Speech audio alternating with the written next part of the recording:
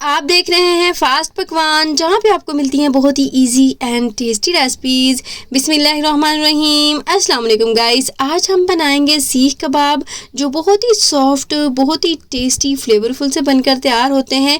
मुंह में जाते ही घुल जाएंगे। तो आपने वीडियो को एंड तक देखना है, स्किप बिल्कुल नहीं करना, क्योंकि मैं आपको बताऊंगी कुछ ऐसे ट्रिक्स और कुछ ऐसे टिप्स। तो यहाँ पर मैंने तकरीबन 1 किलो कीमा ले लिया है, जो मैंने घर पर ही बनाकर तैयार कर लिया है।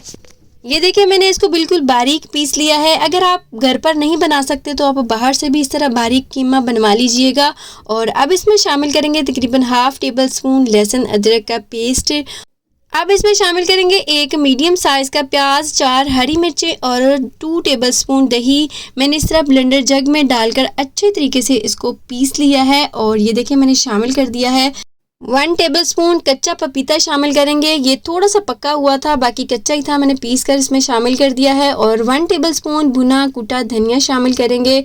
1 टीस्पून भुना कुटा ज़ीरा शामिल करेंगे और 1 टीस्पून गरम मसाला शामिल करेंगे। और तकरीबन हाफ टी स्पून इसमें हल्दी शामिल करेंगे और 1 टीस्पून इसमें चिली फ्लेक्स शामिल करेंगे, मतलब कि कुटी हुई लाल मिर्च। 1 टीस्पून रेड चिली पाउडर शामिल कर देंगे और हाफ टी स्पून डालेंगे इसमें अजवाइन, जिसके अंदर काला नमक मिक्स था तो शामिल कर देंगे। और साथ ही शामिल करेंगे 1 टीस्पून नमक और 4 टेबल स्पून आटा, जिसे हम रोटी बनाते हैं, बस वो आटा शामिल कर दिया है। 1 टीस्पून इसमें सिरका शामिल करेंगे और 1 पिंच इसमें बेकिंग सोडा शामिल करेंगे। बेकिंग पाउडर नहीं, बेकिंग सोडा शामिल करेंगे। इससे हमारे कबाब बहुत ही फूले फूले नरम मुलायम बनकर तैयार होंगे। तो इसको अच्छे तरीके से करेंगे मिक्स। इसके साथ ही गाइस, अगर आप मेरे चैनल पर फर्स्ट टाइम आए हैं तो प्लीज़ सब्सक्राइब कर लें और बेल आइकन पर भी क्लिक कर लें, ताकि मेरी आने वाली वीडियो सबसे पहले आपको फ्री में देखने को मिले।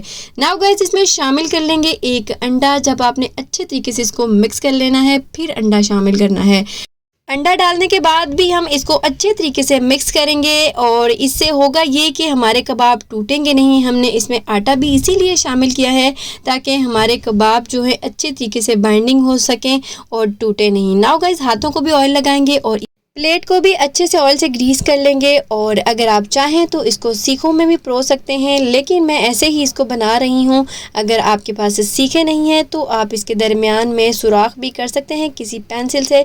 तो ये देखिए, मैंने रिमेनिंग कबाब बनाकर तैयार कर लिए हैं। अभी भी थोड़ा सा कीमा बच गया है, इसको बाद में बनाएंगे। तो सबसे पहले मैंने यहाँ पर एक फ्राई पैन ले लिया है और इसमें शामिल करेंगे ऑयल। अगर आप चाहें तो इसको घी में भी फ्राई कर सकते हैं, लेकिन मैं ऑयल में फ्राई कर रही हूँ। तो जस्ट हम इसमें ये हमारे कबाब इस तरह लगा देंगे और इसको तकरीबन 5 से 6 मिनट लो फ्लेम पर एक साइड से कुक करेंगे और 5 से 6 मिनट ही लो फ्लेम पर इसको दूसरी साइड पे कुक कर लेंगे और कीमा अंदर तक पक जाएगा। इसका कच्चा होने का भी कोई खदशा नहीं रहेगा। ये बहुत ही टेस्टी फ्लेवरफुल से ये कबाब बनकर तैयार होते हैं। तो अगर इस रेसिपी को ट्राई करें तो अपना फीडबैक ज़रूर दीजिएगा।